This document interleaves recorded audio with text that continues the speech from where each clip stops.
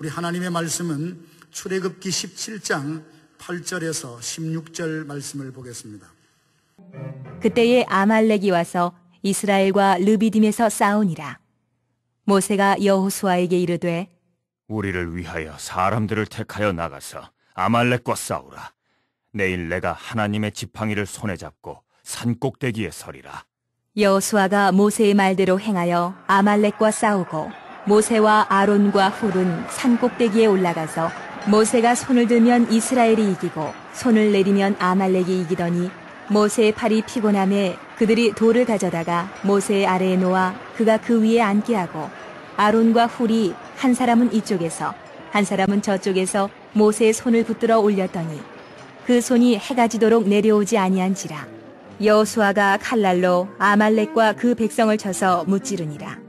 여호와께서 모세에게 이르시되 이것을 책에 기록하여 기념하게 하고 여호수아의 귀에 외워 들리라.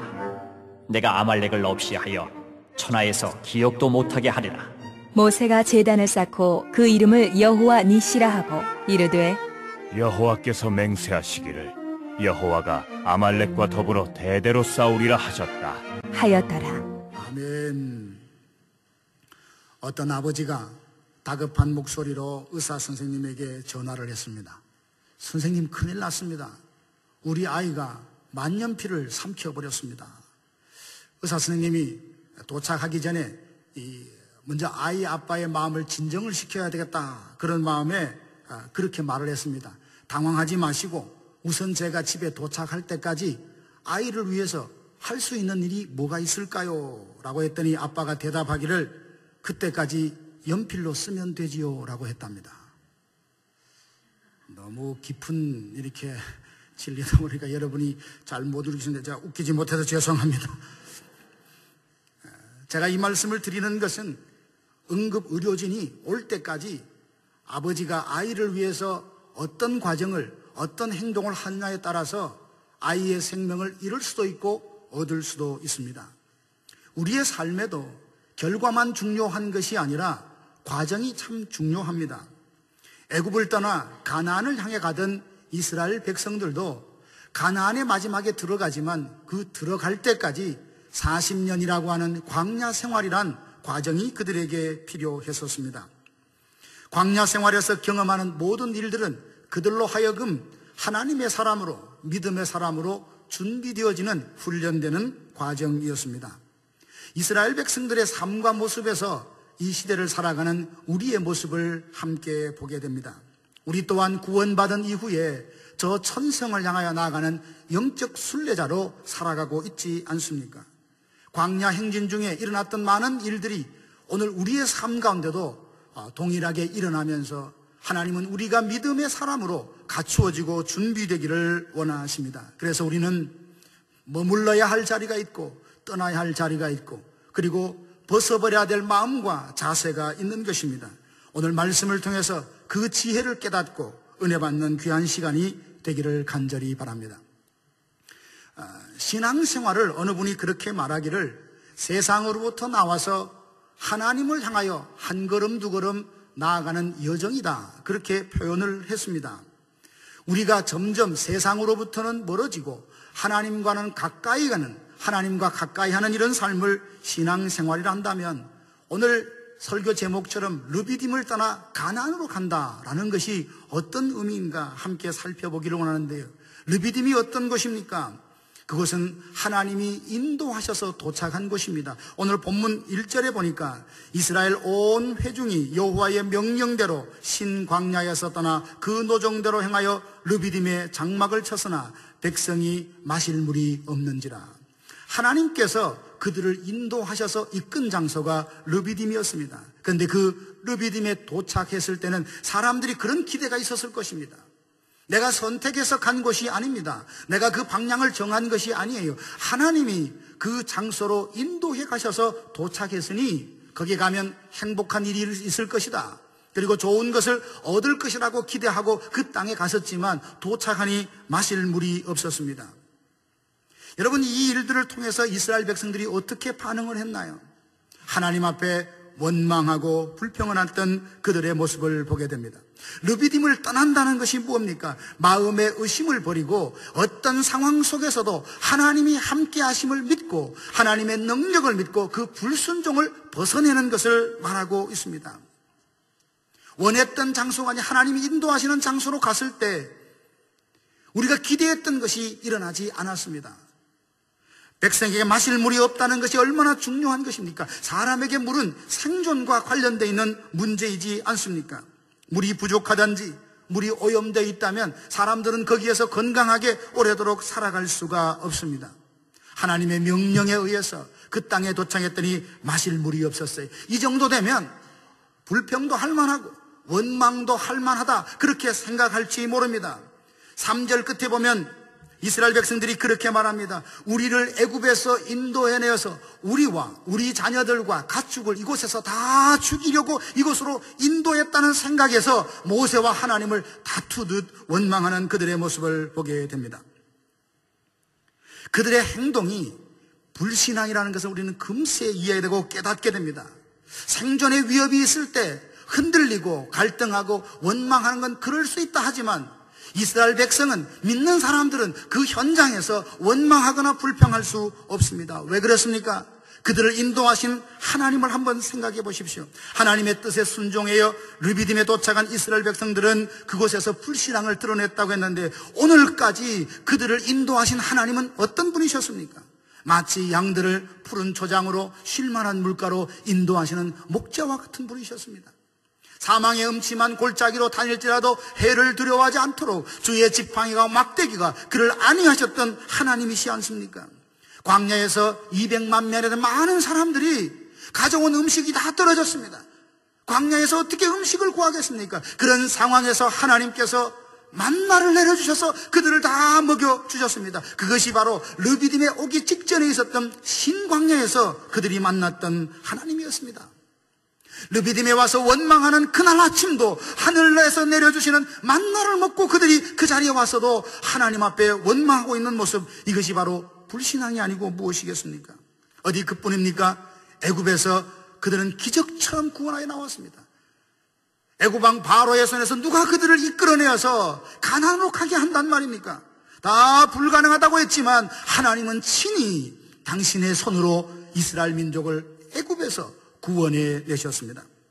10가지 재앙이 애굽에서 내릴 때에 하나님은 특별한 은혜로 고센 땅에 살고 있는 이스라엘 민족을 구별하여 주셔서 재앙도 면제시켜 주셨습니다. 마지막 10번째 재앙, 한 가정의 첫째 난 장자들, 짐승의 첫째는 다 죽임을 당하는 그날에 문설주와 임방의 유월절 그 어린 양의 피를 발랐을 때 죽음의 사자가 넘어가는 신기하고 놀라운 구원의 역사를 그들이 경험했습니다. 그뿐이 아닙니다. 애굽을 떠나서 홍해 앞에 다다랐을 때 뒤에는 애굽 군대가 추격해 옵니다. 앞에는 바다입니다. 이럴 수도 저럴 수도 없는 그런 상황에서 하나님이 바다에 길을 내신 것입니다. 아무도 생각하지 못했던 방법, 아무도 상상치 못했던 그 방법으로 하나님의 전능하신 능력으로 그들은 바다를 마른 땅처럼 건널 수 있었습니다. 건너고 난 다음에 뒤를 돌아다 보니 따라오는 애굽의 군대가 그 물속에서 다 수장되어 죽는 것을 보고 그들이 얼마나 기쁨과 감격으로 그 광야에서 찬양을 했습니까? 여호와는 위대하다, 여호와는 위대하다. 바로의 군대를 이 홍해에 수장시키는 여호와 그분은 위대하다 찬양을 했습니다. 그런데 그들은 3일 이후에 수르 광야로 들어가서 물을 얻지 못하자 마라의 연못의 쓴물을 마시면서 그들은 또 한 번 하나님을 원망하기 시작합니다. 수없는 하나님의 역사와 하나님의 능력을 경험했음에도 그들은 하나님의 은혜, 하나님의 그 능력을 너무나 쉽게 잊어버리는 불신앙의 모습이 여기에 있습니다. 예수님의 제자들도 그렇지 않습니까? 오병이어 칠병이어 이런 기적을 경험했음에도 불구하고 배를 타고 지나가는데 예수님의 앞에서 떡을 가져오지 않았다는 걸로 수근수근합니다. 예수님께서 얼마나 안타까웠는지 바리새인과 헤롯의 누룩을 주의라는 그 말씀을 제대로 이해하지 못하는 그들에게 아직도 깨닫지 못하냐라고 말씀하지 않으셨습니까? 르비딤에 도착해서 물이 없다 할지라도 거기까지 인도하신 하나님, 몇 달 전에만 해도 수없는 기적과 하나님의 전능하심을 봤던 그들이, 경험했던 그들이라면 그 현장에서도 하나님의 방법으로 물을 주실 것이라는 믿음으로 기다리고 하나님을 바라봐서야 하건만, 그는 물이 없다는 그 현장, 그 현실을 바라보면서 이제까지 하나님 앞에 해오셨던 능력과 은혜를 까마득히 다 잊어버리고 마치 하나님이 없는 것처럼, 하나님이 이 상황을 아무것도 해낼 수 없는 것처럼 하나님에 대해서 불순종하며 원망하는 그들의 모습을 보게 됩니다. 사랑하신 성도 여러분, 혹시 우리의 상황도 물이 없는 것 같은 절박한 상황을 만나보신 적이 없으십니까? 내가 기대했던, 내가 상상했던 그런 상황이 아니, 그런 열매가 아니었음에도 불구하고 그 자리에 정말 하나님, 여기까지 인도하신 하나님께서, 나를 구원하신 하나님께서, 천지를 창조하신 하나님께 방법이 있을 것이다, 그 하나님을 믿는 믿음으로 그 현장에서 감사하며 묵묵히 하나님을 신뢰할 수 있습니까? 르비딤에서는 하나님을 원망하는 자리가 아니라 하나님의 구원의 역사, 하나님의 방법으로 물을 주실 것을 기대하며 묵묵히 하나님의 구원 역사를 기대했어야 될 바로 그 자리였습니다. 그러나 그들은 불순종을 드러냈습니다. 오늘 저와 여러분들이 혹 이 이스라엘 민족처럼 당황하고 어려운 일이 있다 할지라도 원망과 불평이 아니라 르비딤에서 떠나고 원망하고 의심하는 그 모든 것에서 벗어나서 하나님의 전지전능하신 능력만 믿고 그분만 바라보고 그분만 온전히 신뢰하는 믿음의 단계로 나아가는 저와 여러분들 되기를 진심으로 바랍니다. 두 번째는 하나님은 아말렉과 싸우라 하셨습니다. 아말렉과 타협을 해라, 아말렉에 항복해라 하지 않으시고 아말렉과 싸우라 하셨습니다. 8절 보면 그때에 아말렉이 와서 이스라엘과 르비딤에서 싸웠다라고 했습니다. 출애굽기 17장에 보면 출애굽한 이스라엘 백성들이 처음으로 광야에서 전쟁을 하는 기록입니다. 아말렉은 도대체 누굽니까? 아말렉은 야곱의 형, 쌍둥이 형 그 에서의 아들 엘리바스의 아들입니다. 그러고 보면 이스라엘 민족과는 형제지간입니다. 싸워야 될 대상이 아니라 함께 사랑하며 그리고 하나님의 은혜와 사랑을 나누어야 될 형제였습니다.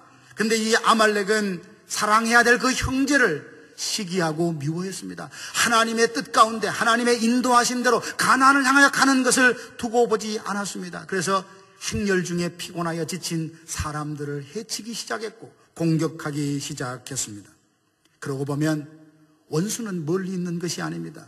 우리로 하여금 신앙의 근본을 흔들고 시험을 주고 영적으로 공격하는 사람은 멀리 있는 사람들이 아닙니다. 마태복음 10장 36절에 보면 사람의 원수가 자기 집안 식구다, 예수님께서 말씀하지 않으셨습니까? 멀리 있는 사람 때문에, 나와 관계가 먼 사람 때문에 내가 시험을 받고 흔들리는 것이 아니라 나와 가장 가까이 있는 사람, 밀접한 관계, 친밀한 관계에 있는 사람을 통하여 우리의 마음이 얼마나 자주 흔들리는지 모릅니다.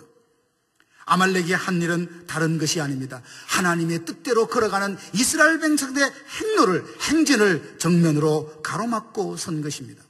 그래서 여호수아에게 칼을 들고 전쟁에 내보내며 싸우라 그렇게 했습니다.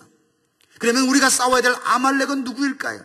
가장 가까이 있는 형제를 멱살을 잡고 그렇게 치고받고 싸우라는 말씀인가요? 그렇지 않습니다. 아말렉은 사실 자세히 보면 외부에 있는 것이 아니라 내 안에 있는 것이고 내가 겪는 상황과 형편이 바로 이 싸워야 될 아말렉입니다. 하나님의 뜻에 복종하지 않게 하는 죄악된 성향이 내 안에 있습니다. 그렇지 않습니까? 하나님의 뜻대로 살지 못하게 하는 가장 큰 방해물은 바로 자기 자신이기 때문입니다. 하나님의 영광을 위하여 살려는 우리의 앞길을 가로막는 것 때론 환경들도 있습니다. 신명기 25장 18절 보니까 아말렉은 하나님을 두려워하지 않은 사람과 바로 그 생각을 말하고 있습니다. 세상을 한번 보십시오. 하나님을 두려워하는 마음, 하나님을 정말로 경외하고 두려운 마음을 가진 사람이 과연 얼마나 만날 수 있던가요? 조나단 에드워드는 그랬습니다. 이 세상의 타락과 변질은 하나님을 사랑하지 않는 것이고 하나님을 두려워하지 않는 것이라고 했습니다. 버젓이 죄를 범하면서도 버젓이 하나님을 대적하면서도 마음에 하나님에 대한 두려움이 없는 것, 이게 바로 아말렉입니다. 하나님께서는 그 아말렉과 대대로 싸우리라 하셨으니 누가 그 하나님 앞에 온전히 설 수 있겠습니까? 아말렉과 싸운다는 것은 다른 것이 아닙니다. 로마서 6장 13절 보면 우리의 지체를 불의의 병기로 죄에게 드리지 말고 우리의 지체를 하나님께 드려라, 하나님께 드려라 라고 말하고 있습니다.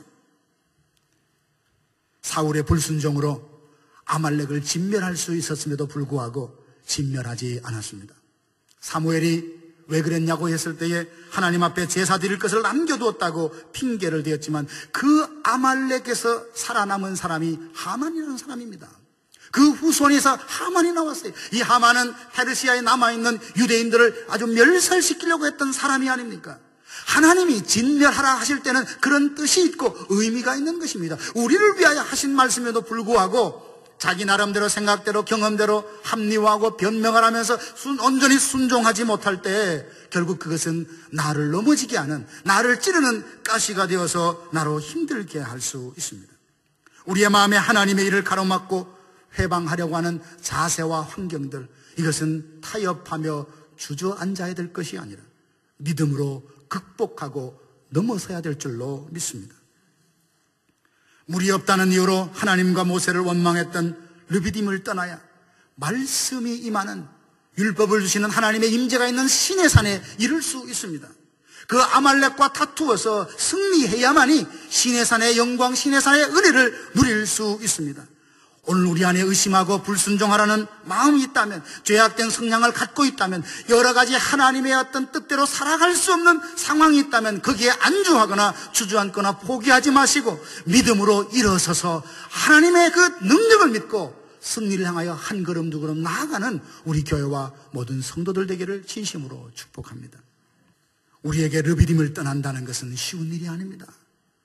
의심하지 말아야지, 끝까지 순종해야지, 그렇게 다짐하지만 다른 사람들이 그렇게 하면 안 되라고 권면하지만 그 상황이 내게 오면 어느 순간 내 안에서 일어나는 의심을 부인할 수가 없습니다. 순종해야지라고 하면서도 나도 모르게 불순종의 걸음을 걷고 있는 자신을 부인할 수 없습니다. 그러면 마실 물이 없는 그 현장에서 샘이 솟아나게 하는 방법은 없을까요? 아말렉과 싸워서 승리하는 방법은 과연 없을까요? 오늘 그 성경에 비결이 나와 있는데 출애굽기 4장에 보면 이렇게 되어 있습니다. 모세가 여호와께 부르짖어 이르되 내가 이 백성에게 어떻게 하리이까? 모두가 물이 없는 그 현장에서 원망하고 불평합니다. 우리는 여기에 죽었다고 생각하지만 모세 한 사람은 그 자리에서 하나님 앞에 기도합니다. 부르짖어 기도했다고 오늘 성경이 말하고 있습니다. 여러분, 믿음이 없는 사람에게는 기도만큼 시시한 게 없습니다. 기도만큼 무의미하게 보이는 것이 없습니다. 그러나 믿음이 있는 사람에게는 기도만큼 확실한 해답이 없는 겁니다. 그래서 어려운 일이 있을 때마다 하나님을 찾습니다. 기도는 다른 것이 아니라 나를 보던 시각에서 전능하신 하나님을 바라보는 것입니다. 기도는 무엇입니까? 내 알량한 능력과 경험을 믿고 살아가는 것이 아니라 전능하신 하나님에게 내 모든 인생을 맡겨드리는 것입니다. 모세가 기도할 때 기적이 일어났습니다. 어디 둘러봐도 물이 나올 곳은 없었지만 그가 기도할 때 하나님이 그들에게 물을 주셨습니다. 사랑하신 여러분, 물을 내시는 이는 하나님이십니다. 반석을 깨뜨리고 물을 내시는 이는 하나님이시지만 하나님이 누구를 통하여 그렇게 역사하십니까? 기도하는 사람을 통하여 이 땅에 반석을 깨뜨려서 물을 내시는 하나님이십니다. 끊임없이 나로 하여금 하나님의 뜻대로 살지 못하도록 하고 마음을 낙심케 하는 아말렉을 싸워서 이길 수 있는 방법이 뭘까요? 여호수아의 예리한 칼날만 있으면 되는 걸까요? 성경은 그렇게 말하지 않습니다. 잠언 21장 31절 보면 싸울 날을 위하여 마병을 많이 예비하거니와 이김은 하나님께 있느니라. 우리가 많은 방법들, 전략들을 생각해야 합니다. 계획을 세워야 해요. 하지만 우리가 계획하기 때문에, 우리가 전략을 꾸기 때문에 승리하는 것이 아니라 그 모든 승리의 주권은, 승리의 결정은 하나님의 손에 있다는 것입니다. 이걸 아는 사람만이 기도할 수 있습니다. 이것을 믿는 사람만이 하나님께 엎드리게 되는 것입니다. 11절 보니까 모세가 소를 들었는데 이스라엘이 이깁니다. 근데 그 모세는 피곤하여 다시금 손이 내려오기 시작하니까 아말렉이 이기기 시작하는 겁니다.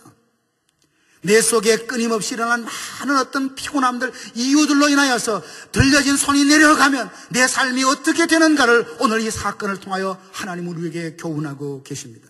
사랑하신 여러분, 뭔가 잘 될 것이라고 약속을 받았는데 그 일이 열매로 내게 다가오지 않고 자꾸만 그게 지연되고 왜일까 아무리 물어봐도 답을 찾지 못했던 분이 계십니까? 오늘 이 성경이 여러분에게 답이 될 줄로 믿습니다. 뭡니까?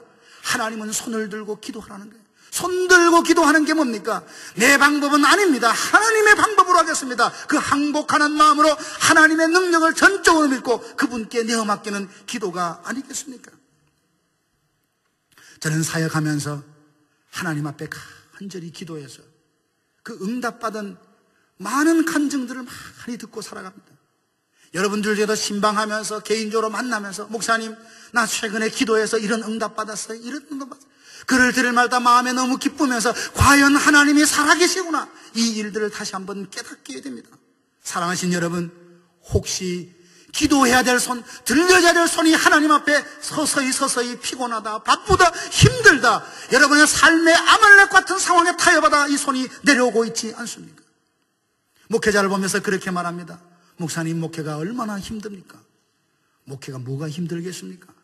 가장 힘든 것은 기도해야 하는 자리에 기도할 수 있는 사람들을 모아올지 못할 때 가장 힘이 듭니다.